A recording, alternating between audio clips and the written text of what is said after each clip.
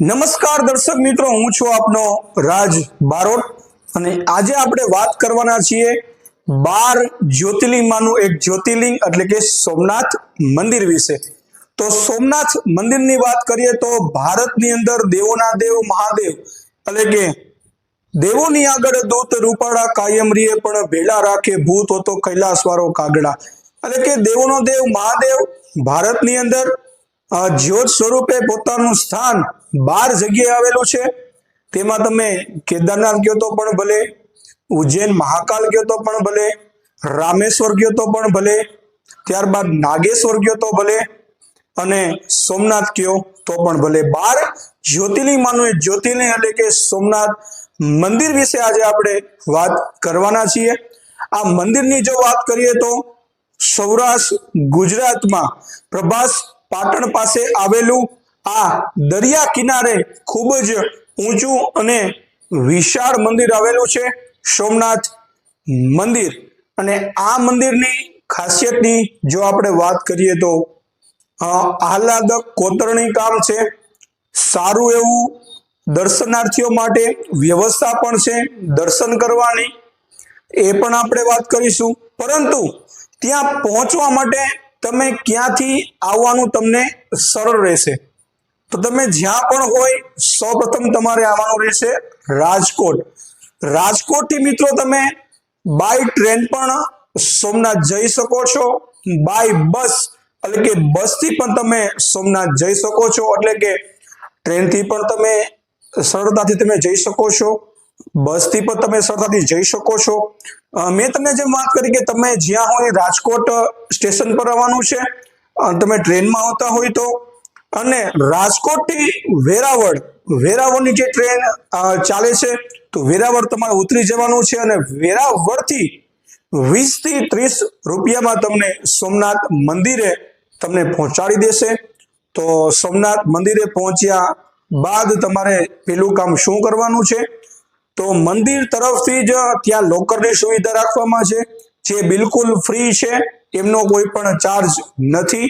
એટલે ત્યાં તમારે પોતાનું બેગ, સામાન, મોબાઈલ એ તમારે ત્યાં જમા કરવાનો રહેશે, આનો કોઈ પણ જાતનો ચાર્જ નથી અને એમની પણ ખૂબ સારી વ્યવસ્થા છે।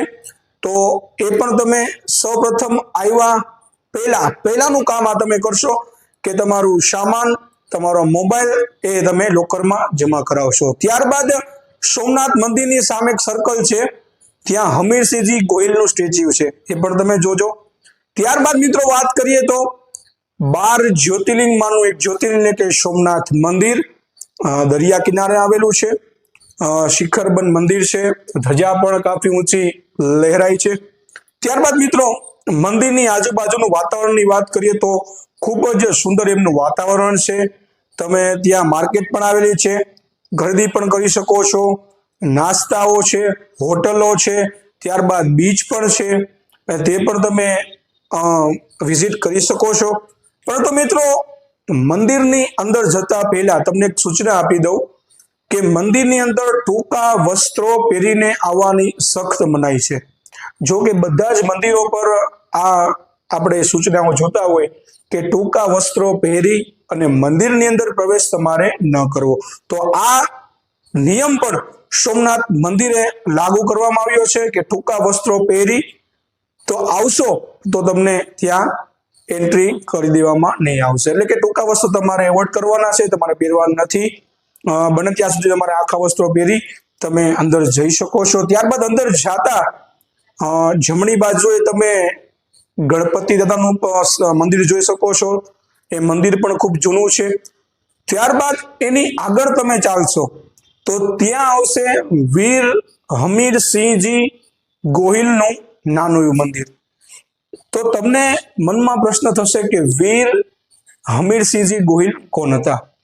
મિત્રો સોમનાથ મંદિરની જો વાત કરીએ તો સોમનાથ મંદિરની અંદર સોનું પણ હતું, ચાંદી પણ હતું અને રત્નો, હીરા જવેરાત આ ઘણી બધી વસ્તુઓ હતી અને સોમનાથ મંદિરને વારંવાર લૂંટવાનો પ્રયાસ કરવામાં આવતો।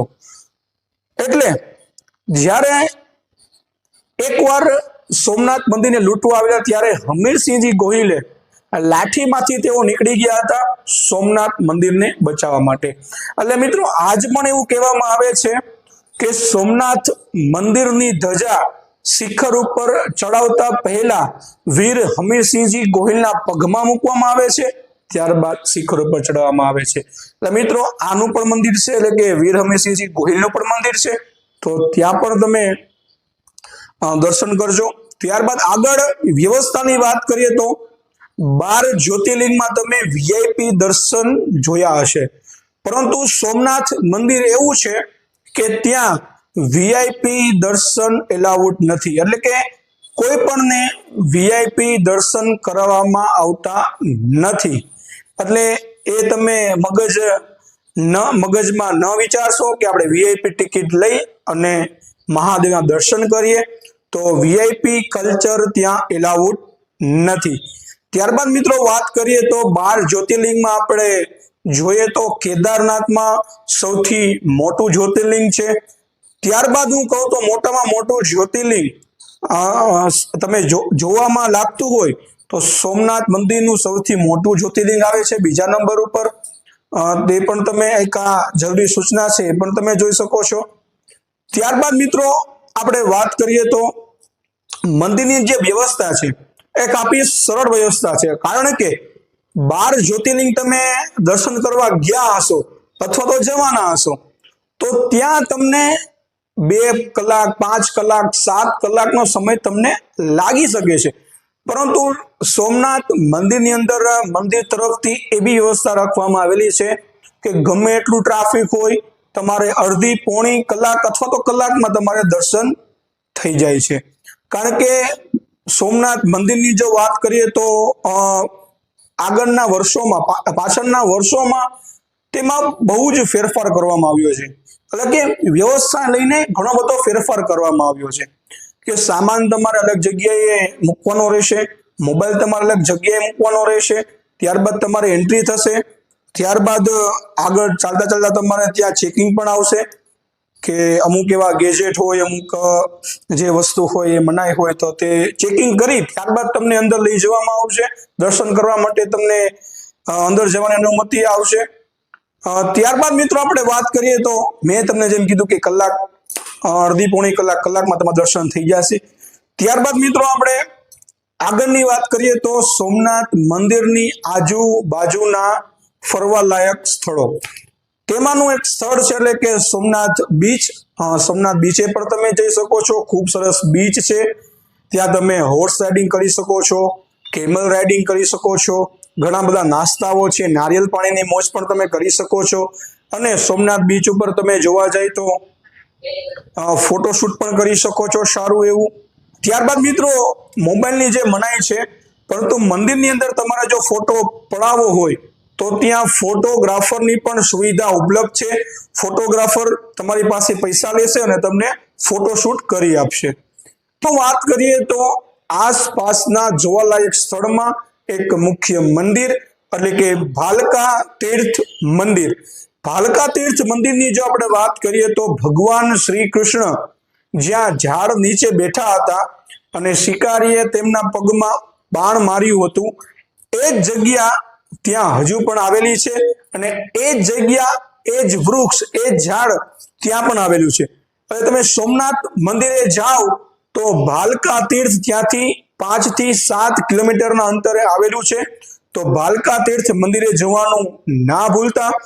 શ્રી કૃષ્ણ ભગવાને જ્યાં પગમાં બાણ વાગેલું હતું તે જ આ રહસ્યમય મંદિર છે, તે ઝાડ પણ આવેલું છે અને તે મંદિરનો ઇતિહાસ પણ ખૂબ જ સરસ છે. એ મંદિરનું વાતાવરણ પણ ખૂબ સરસ છે. તો ભાલકા તીર્થ પણ જજો. ત્યારબાદ સોમનાથ બીચ છે, ત્યાં પણ તમે જઈ શકો છો. ત્યારબાદ સૂર્ય મંદિર પણ છે, ત્યાં પણ તમે જઈ શકો છો. મહાકાળી માનું મંદિર છે, ત્યાં પણ તમે જઈ શકો છો. એ સોમનાથ મંદિર જો તમે આવો છો તો તમારે ખૂબ સારી એવી ટ્રીપ થઈ જશે. રાત્રે રોકાવાની સુવિધા પણ આજુબાજુની હોટલોમાં તમે લઈ શકો છો, નજીક જ હોટલો પણ આવેલી છે. અને મિત્રો સોમનાથ મંદિરની પાછળના ભાગમાં જમવાની સુવિધા પણ રાખવામાં આવેલી છે, એ સુવિધાનો પણ તમે ઉપયોગ કરી શકો છો. અને હા, તમે સોમનાથ મંદિરે આવશો તમને એક અનુભવ થશે કારણ કે હું સૌરાષ્ટ્ર ગુજરાતી છું, હું 4 વખત સોમનાથ જ્યોતિર્લિંગ ગયેલો છું. તમે ત્યાં જશો તો તમને પાછું આવવાનું મન નહીં થાય, કારણ કે એક તો દરિયા કિનારે છે, ત્યારબાદ મંદિરની કોતરણી કામ એટલે કે જે નકશી કામ કહેવાય એ પણ ખૂબ જ સરસ છે. શિખરબંધ મંદિર છે, ખૂબ જ ઊંચું મંદિર છે. માણસો ધજાઓ પણ ચડાવે છે ત્યાં, તે પણ સુવિધા ઉપલબ્ધ છે. પોલીસનો બંદોબસ્ત પણ ખૂબ સારો હોય છે. એટલે 12 જ્યોતિર્લિંગમાંનું એક જ્યોતિર્લિંગ સોમનાથ મંદિર ખૂબ જ વિશાળ મંદિર છે. વ્યવસ્થા પણ સારી છે. આજુબાજુ તમે ફરવાલાયક સ્થળો પણ તમે જોઈ શકો છો. અને મિત્રો વાત કરીએ તો સોમનાથ મંદિરની, તો સોમનાથ મંદિરને ઘણી વખત લૂંટવાનો પ્રયાસ કરવામાં આવ્યો છે, કારણ કે સોમનાથ મંદિરની અંદર સોના, ચાંદી, રત્નો, ઝવેરાતો એ ઘણી બધી હતી, એટલે એને લૂંટવાનો પ્રયાસ પણ જાજી વખત કરવામાં આવ્યો. પરંતુ કહેવાય ને કે જ્યાં દેનો દેવ મહાદેવ બેઠો હોય ત્યાં કોઈને આંચ ન આવે, એટલે હજી પણ એ શિખરબંધ મંદિર ત્યાં જ છે.